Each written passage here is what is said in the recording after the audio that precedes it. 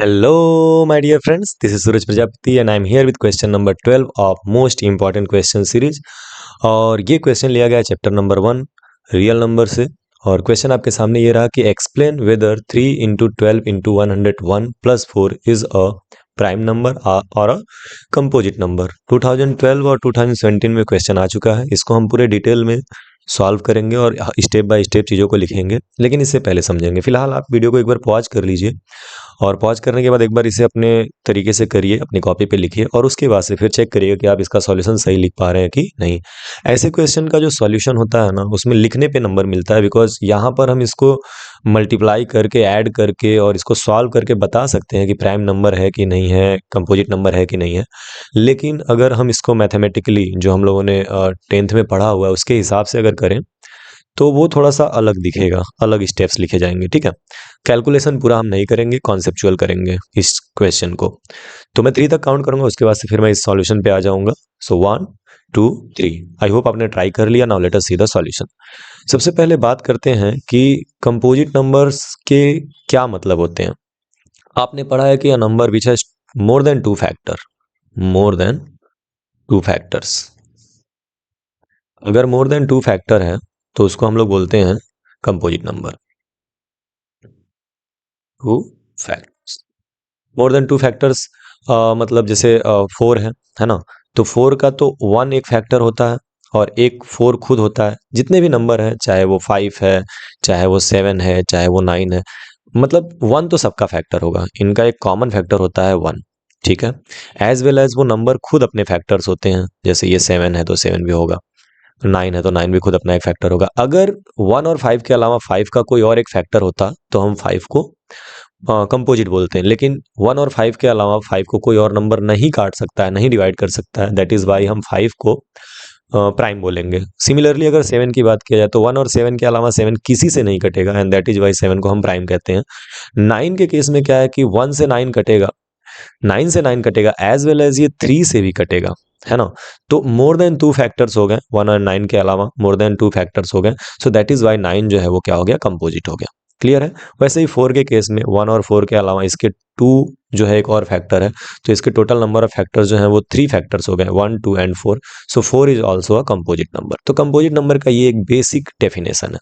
But अगर हम composite number के बारे में थोड़ा सा और समझें तो कंपोजिट नंबर को दो इंटीजर्स के प्रोडक्ट के फॉर्म में लिखा जा सकता है। इसका क्या मतलब हुआ, जैसे मान लीजिए सबसे छोटा कंपोजिट नंबर 4 है, आप 4 को 2 इंटू 2 के फॉर्म में लिख सकते हो। 6 है तो 2 इंटू 3 के फॉर्म में लिख सकते हो। 8 है तो 8 को 2 इंटू 4 या फिर 4 इंटू 2 एंड सो ऑन, इस तरह से आप लिख सकते हो।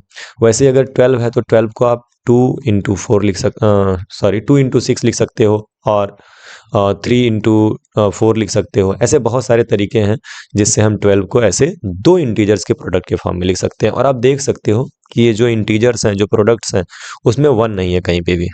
देखो, जैसे 4 है तो 2 इंटू 2 हुआ, 6 है तो 2 इंटू 3 हुआ, 8 है तो 2 इंटू 4 हुआ, और 12 है तो 2 इंटू 6 हुआ, 3 इंटू 4 हुआ, एंड सो ऑन। तो कहने का मतलब ये है कि अगर कोई एक नंबर है, सपोज करते हैं p, और उसको हम m इंटू n के फॉर्म में लिख पा रहे हैं, where m and n are integers. और एक बात और हम ध्यान रखेंगे कि m और n में दोनों 1 के इक्वल नहीं है। ठीक है, m comma n is not equal to 1। ठीक है, तो ऐसे केस में ये जो p होगा ना, ये 100% जो है ये कंपोजिट होगा। अगर आपने कोई नंबर लिखा जैसे p और वो m इंटू n के फॉर्म में लिख दिया या लिखना पॉसिबल हो गया, जहाँ पे m और n दोनों के दोनों 1 के इक्वल नहीं है और दोनों के दोनों क्या है, इंटीजर है, इन दैट केस p जो होगा वो हमारा क्या होगा, एक कंपोजिट नंबर होगा। इसके बहुत सारे एग्जांपल, जैसे 4 6 8 12 मैंने लिखा। 15 एक एग्जांपल है, जैसे 15 को आप लिख सकते हो 3 इंटू 5। सो 15 को अगर आप 3 इंटू 5 के फॉर्म में लिख सकते हो तो 15 जो होगा वो एक कंपोजिट नंबर होगा। तो ये बात अगर आपको समझ में आई तो हम क्वेश्चन पे आ सकते हैं। आई होप, मतलब हमने अभी तक क्या सीखा, हमने अभी तक ये सीखा कि अगर कोई नंबर है, कंपोजिट नंबर है, तो कंपोजिट नंबर जो होंगे, कंपोजिट नंबर्स, ठीक है, तो कंपोजिट नंबर्स जो होंगे ना, वो 2 इंटीजर्स के प्रोडक्ट के फॉर्म में हो जाएंगे। जैसे यहाँ पे 12 है तो 2 इंटू 6 हुआ, 3 है 3 इंटू 4 हुआ, एंड सो ऑन। तो कंपोजिट नंबर जो होते हैं वो प्रोडक्ट ऑफ 2 इंटीजर्स होते हैं, प्रोडक्ट ऑफ 2 इंटीजर्स। ठीक है, सो अगर आपने ये चीज़ समझ ली तो हम सॉल्यूशन पे आ सकते हैं। चलिए, तो आई होप कि इतना तो समझ में आ गया। चलिए, अब आ जाइए आप सॉल्यूशन पे।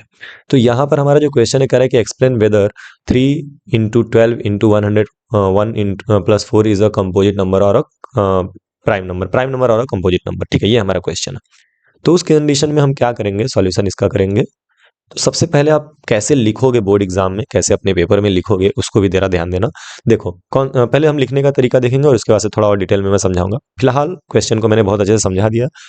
इसके बेसिक कॉन्सेप्ट को मैंने आप समझा दिया। अब इस पे हम डिटेल में बात करेंगे। तो देखिए, ये हो जाएगा 3 इंटू 12 इंटू 101 एंड प्लस 4। अभी हमें ये नहीं मालूम है कि ये कंपोजिट नंबर है कि प्राइम नंबर है। ठीक है, अब यहाँ पर आप ध्यान से देखो तो 12 में 4 है और 4 ऑलरेडी है। यहाँ पे ये दो टर्म्स है, एक टर्म यहाँ से यहाँ तक है 3 इंटू 12 इंटू 101, एक फैमिली हो गई, और प्लस के बाद दूसरी फैमिली ये 4 हो गई।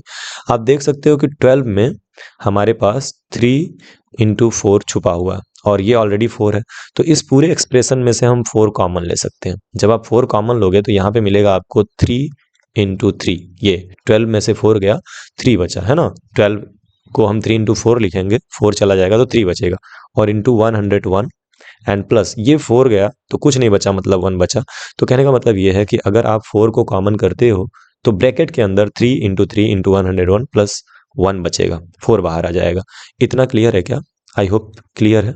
चलिए, ये मैं इरेज कर ले रहा हूँ क्योंकि आपको बोर्ड में ऐसे लाइनिंग नहीं बनानी है और ना ही प्रोडक्ट वगैरह लिखना है। तो इस तरह से 4 कॉमन हुआ, 3 इंटू 101 प्लस 1 हो गया। नाउ अब ना आपको इसको सॉल्व नहीं करना है। कुछ बच्चे क्या करते हैं, इसको कैलकुलेट करेंगे, या टाइम पास होता है, टाइम लगता है। आप इसको सॉल्व मत करिए, आप यहाँ पे लिख दीजिए 4 इंटू, और इसको इस पूरे को एम लेट कर लीजिए। तो ये हो गया 4 इंटू एम, और यहाँ पे लिख दीजिएगा where M is equal to 3 into 10 plus 1। ठीक है, ये आप लिख दीजिएगा ऐसे। इसकी वैल्यू ऑब्वियस सी बात है कि आप 3 इंटू 101 प्लस 1, हाँ, तो इसकी वैल्यू कोई ना कोई एक इंटीजर होगी। एम जो होगा वो कोई इंटीजर होगा, तो आप लिखेंगे since 3 into 12 into 101 plus 4 can be written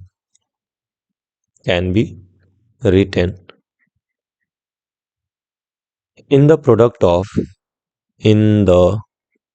of two integers. और अगर ये दो इंटीजर्स के प्रोडक्ट के फॉर्म में लिखा गया है ये एक्सप्रेशन, तो इसलिए क्या हो जाएगा, it is a composite number. It is a composite number. ठीक है, तो आप बिल्कुल ध्यान रखेंगे कि अगर ऐसे क्वेश्चन आते हैं जहां पे आपको ये बताना हो कि कंपोजिट है कि प्राइम है ना, तो उस कंडीशन में आप क्या करिएगा, सबसे पहले देखिएगा कि उसमें से कुछ कॉमन आ रहा है कि नहीं आ रहा है। अगर कुछ कॉमन आ गया तो वो जो कॉमन आएगा उसको आप कॉमन कर लीजिएगा, और बाकी ब्रैकेट की चीज़ को आप एमलेट कर लीजिएगा। यहाँ पे देखिए M equal to 3 into 101 plus 1 लिया गया है, उसको आप एमलेट कर लीजिएगा। तो 4 इंटू एम, ऑब्वियस सी बात है कि ये प्रोडक्ट और सम है इंटीजर्स का, तो जाहिर सी बात है एम की वैल्यू कोई इंटीजर ही आएगी। तो ये 4 भी इंटीजर हुआ, एम भी इंटीजर हुआ, तो दो इंटीजर का प्रोडक्ट अगर इस एक्सप्रेशन को लिखा जा सकता है तो ये एक्सप्रेशन जो होगा वो क्या हो जाएगा, कंपोजिट हो जाएगा। तो ये आपका प्रॉपर सॉल्यूशन हो गया जो 2 मार्क्स के क्वेश्चन में आपको मिल जाएगा। ठीक है, तो आई होप कि ये सब क्लियर है। आप चाहे तो इसे नोट कर सकते हैं, पीछे की जो चीज़ें समझाई गई उसको रिपीट करके देख लीजिएगा। जरूरी है समझना, समझ लेंगे और फिर उसके बाद से तैयार करेंगे तो काफ़ी इजीली तैयार हो जाएगा। आई होप समझ में आया होगा। now मैं 3 तक काउंट करूंगा और नेक्स्ट क्वेश्चन की तरफ आगे बढ़ूंगा। 1 2 3। Okay, so here is our next question, question number 13। और क्वेश्चन आपके सामने ये रहा, कह रहा है कि explain why 7 into 13 plus 11 plus, नहीं, 7 into 13 into 11 plus 11 and 7 into 6 into 5 into 4 into 3 into 2 into 1 plus 3 are composite numbers. एकदम सेम कॉन्सेप्ट पे ये क्वेश्चन होना है जो हमने पीछे डिस्कस किया। तो इसको जरूर करिएगा और अपना करके अपना जो है आंसर कमेंट बॉक्स में छोड़िएगा। मिलते हैं सेम क्वेश्चन के सॉल्यूशन के साथ नेक्स्ट वीडियो में, तब तक के लिए बाय बाय। पढ़िए और खूब आगे बढ़िए।